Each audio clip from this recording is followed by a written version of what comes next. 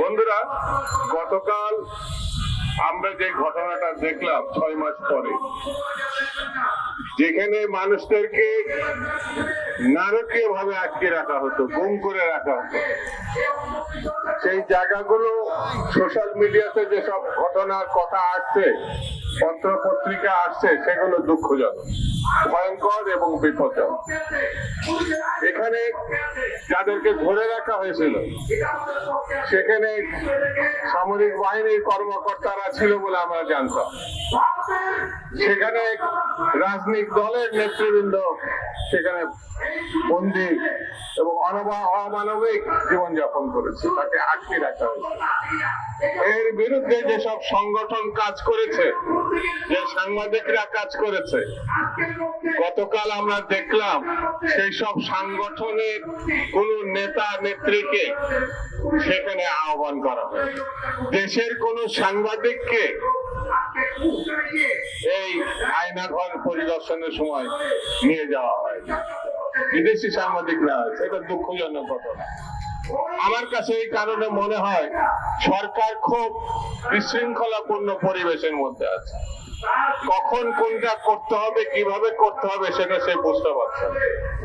বন্ধুরা, আপনারা নিশ্চয়ই লক্ষ্য করেছেন, এই সরকার, অন্তর্বর্তীকালীন সরকার, একটা ভালো নির্বাচন করে নির্বাচিতদের কাছে ক্ষমতা হস্তান্তর করে বাংলাদেশের গণতন্ত্র প্রতিষ্ঠার পদক্ষেপ নেবে, এটা আমরা জানতাম।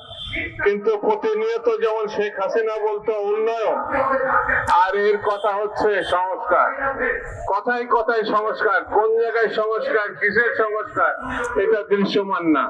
সেই জন্য এই সরকারের ইতিমধ্যেই নানান প্রশ্নের মুখোমুখি হয়েছে জাতির কাছে। আমার কাছে মনে হয় এই সরকার খুবই সরল, আর না হলে ধুরন্ধর, দুটোর একটি হবে। এই সরকার তার নিরপেক্ষতা ইতিমধ্যে নিজেরাই প্রশ্নবিদ্ধ করেছে। নিজেরাই রাজনৈতিক দল গঠনের জন্য এই প্রধান উপদেষ্টার পাশে উপদেষ্টা হিসেবে যারা আছে তারা কাজ করেছে এবং পত্র পত্রিকা আসছে।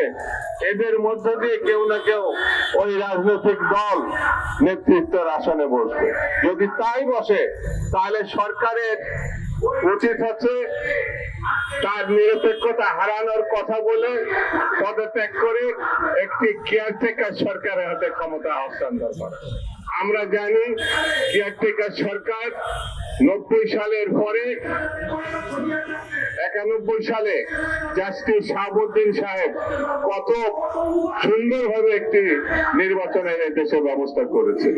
সেহেতু এই দেশে যেসব দৃষ্টান্ত আছে তা ফলো করে যদি এই সরকার আগামী দিনে পদত্যাগের মধ্য দিয়ে একটি কেয়ারটেকারের কাছে ক্ষমতা হস্তান্তর না করে, তাহলে আমার মনে হয় আগামী দিনে এই যে নিরপেক্ষতা ইতিমধ্যেই যা প্রশ্নের মুখে ফেলেছেন, আগামী দিনে সেটা আরো বড় করে দেখা দেবে এবং ভালো নির্বাচন যেটা আমরা প্রত্যাশা করছি, সেই নির্বাচন আদৌ সম্ভব হবে কিনা এটা জনগণের প্রশ্ন দেখা দিয়েছে।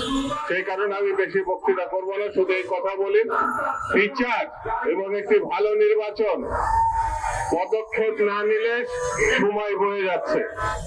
এই সময় যত বয়ে যাবে, ভবিষ্যতে আরো বিতর্ক বিশৃঙ্খলা দেখা দিতে পারে। সেই জন্য অনতিবিলম্বে এই সরকারকে পদক্ষেপ নিতে হবে আর জনগণকে ঐক্যবদ্ধ থাকতে হবে। জনগণকে ঐক্যবদ্ধ থাকা ছাড়া কোনো মুক্তির কোনো পথ নেই।